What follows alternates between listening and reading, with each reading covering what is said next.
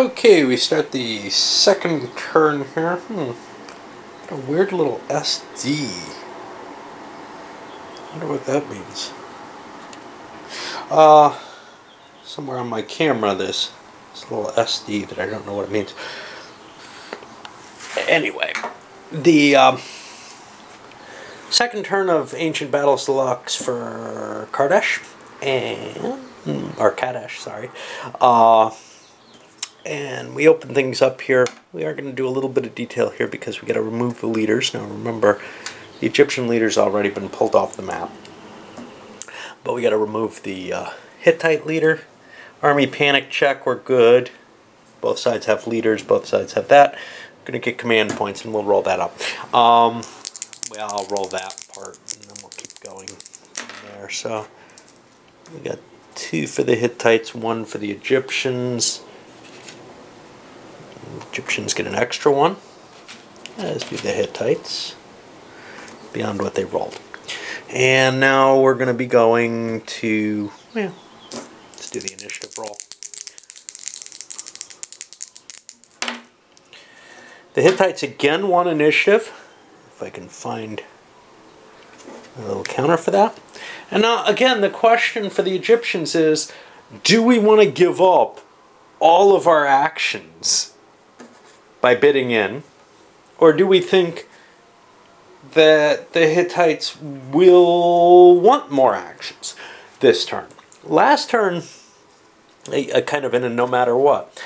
I don't think it's worth making the bid when I'm behind the scene here. Let's say it comes down to just 1 piece as if I'm the Egyptians. Ooh, this is damaged. So what could the Hittites do? Probably not too much with just 1 action. But if I got initiative and had no command points, I can't do anything. Is it worth bidding 1?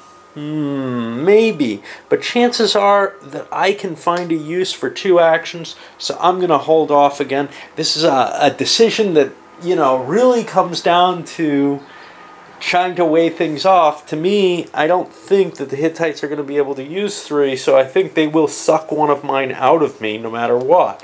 They may suck 2 of them out of me and give me nothing I can do, in which case I'm silly. So that's where we go there. I wanted to touch on something. Let me just, we're going to be to the place leaders. I'll figure that out in a moment. But I wanted to touch on something about, because I did Kadesh over in the Chariots of Fire. And if you watched that and remember it, it showed these grand sweeping movements by the chariots, just riding by and shooting. You don't have any of that feel in this. This feels like a Napoleon at Waterloo type of game. You move, I mean, yes, the mechanics are different, but in terms of the imagery that you get from the battlefield, you're not getting, you know, that kind of detailed picture. Now maybe you can play that in your head or whatever, but you're not getting it on the board itself. And I find that a big negative towards my desires, and I knew that wouldn't happen, you know, reading the rules, but it really does kind of strike home having done this battle before in another game. Now, as I'm looking to play my leader, I can play him over here and take an action with these 2. Oh, did I cheat last time and like fire arrows instead of moving? I think I cheated with a command last time for the Egyptians. I have the choice of putting a leader here. These guys might both want to move or do something, but I think it's unlikely they want to do the same thing. So I'm going to put it over here because I think it's likely these guys will all want to move. I may put it on the closest leader instead of the further one. I don't know how this gets activated because it has no facing. Can I activate it with my leader? I'll look that up. Actually, the Hittites had to choose first, and that's one of the problems that I have is looking at the board. I kind of screwed up with my Hittites, right? I've got units facing every which way.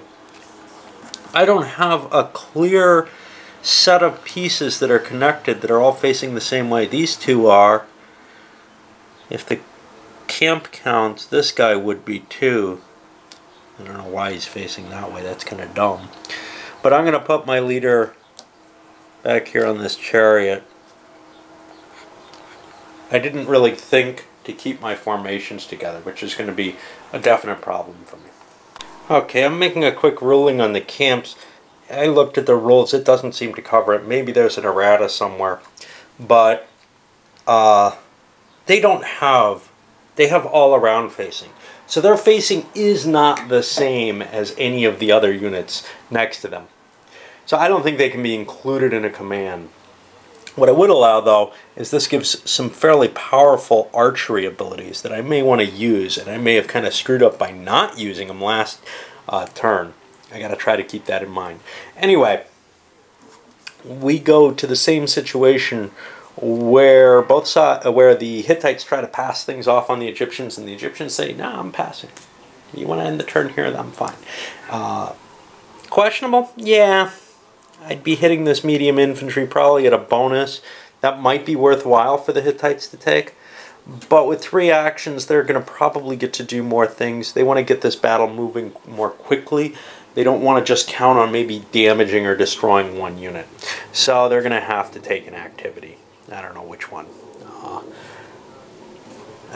I can't command these as a formation because I didn't put my leader there. I might have wanted to fire arrows with both of them. So instead I'm going to probably activate this. My plan here is 1, 2, 3.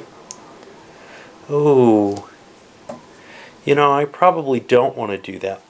Instead, see, this is tough because this is a good combat unit. Do I want to not use it in combat? I'm going to do a rally action with this. I think I'm allowed to do rally without a leader. Yeah, because I do an individual action for that, and that's an automatic rally. I think that's important to get that unit into better shape. I'll come back after I do some more things. So the Egyptians, for their action, fired their camp off, and they hit this. I'm going to do another rally here with the Hittites. And yes, the Egyptians are kind of holding me off with this, but I figure I get one more action that I can take my leader with. But we'll see what the Egyptians do. I don't want to do what I... See, what I want to do is I want to come charging across and hit this with my chariot. And then maybe bring my light infantry up. But I want to make sure that the Egyptians are out of actions before I do that. And they still have one. If they pass with that, well, then I got to rethink my situation. Instead, the Egyptians spent their action to move these guys around so that they're now facing the Hittites. Makes it hard to cross the stream or the river to attack. They could have done the river attack, but that's kind of risky.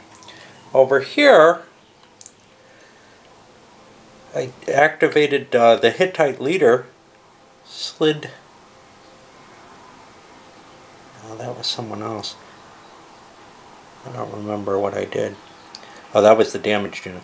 Slid the chariot behind this infantry, and then a light infantry up against him for additional shock power.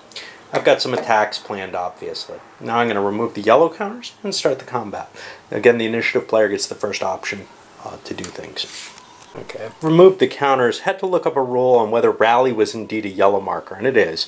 So this is as it is set right now. But it did point out something. I may have mentioned this before, but all these yellow bars and all the color and everything used in the rules, for me, I'm someone who doesn't highlight not just my rules, but textbooks or anything, because it makes it harder for me to read once it's done. And I won't buy a used copy if it's highlighted all over the place. And here, you're kind of always getting a highlighted copy of rules. Now, maybe that's helpful for some people, but you know, honestly, if you're someone who likes highlighted rules, you probably do that yourself. If you don't, well, you're trying to keep the market value up or something like that. Well, you can photocopy it and highlight it if you like, then whatever. But I find it very distracting, along with color examples and all that other stuff. Reading through the rules, I can understand them. Explaining them, I understand them. But then when I have to look back as a reference, man, it's tough for me. Before, you know, I wanted to speak to this, but then got distracted by the issue I just raised. I'm ready to do my attack. Now I've got to decide what I want to attack. If I attack with this unit first, this is my best attack against these guys, I think. Just by kind of assessing the rolls. I'm attacking in the rear there on that unit. I've got my best odds, so kind of want to do that. But on the other hand, that would open up this medium infantry being able to attack me here. I don't want to do that because he gets approximately even odds. We can see a 4 versus 4 strength at the least. He gets no positional disadvantage for attacking me through his front right side. Whereas I will get a positional advantage for attacking him there. So the Hittites are going to make that attack there. I just want to point out, you've kind of got to be aware of the order that you do your attacks in and everything because of something like that. And let's take a quick look at that attack. I calculated it out, rolled the dice, ended up getting slight advantage from the Hittites. They got +1 due to positional. So it's 5-3, and I noticed something kind of interesting here. And obviously if I pull out my Sharpie I can fix this. They left out some of the greater than and less than symbols. I think it's clear enough what it is, and it's, I believe, in the rules. If that's not the case. Just a, you know, minor typo that got left out.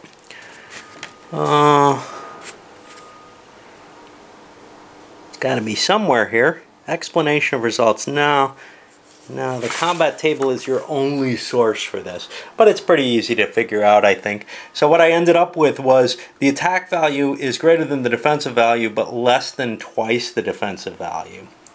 Alright, so that's going to be an engaged result.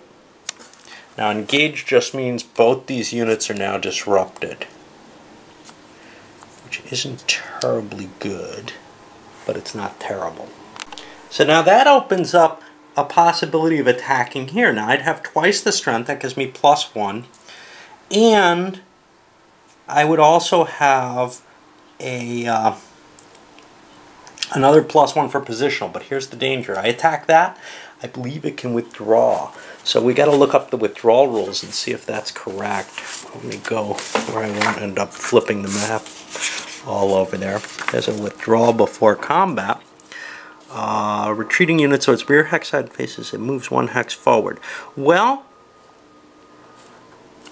the only way it could retreat is to run through this unit, which at the very least, if that's even legal, would disrupt it. So that's blocked. I'm not going to be able to get out of there with the Hittite chariot. That was a mistake to be there, so I get to continue with that attack. Unfortunately, that's an attack where I had +1 due to size, 2-to-1. Oh, +2 due to size. Okay. If it had been +1, see what's missing here is there's an is greater than. Okay, great. But with the things missing, I'm not sure. I'm assuming these all have to be less than or equal to's in order to make sense. Okay, so I did end up at +3 for that. +1 for +2 for size because I'm 2-to-1. +1 for positional. That puts me to 7. And this is 3. That's greater than 2-to-1. So I'm going to get a disruption on this. Now a disruption on a disruption, I believe, will eliminate it.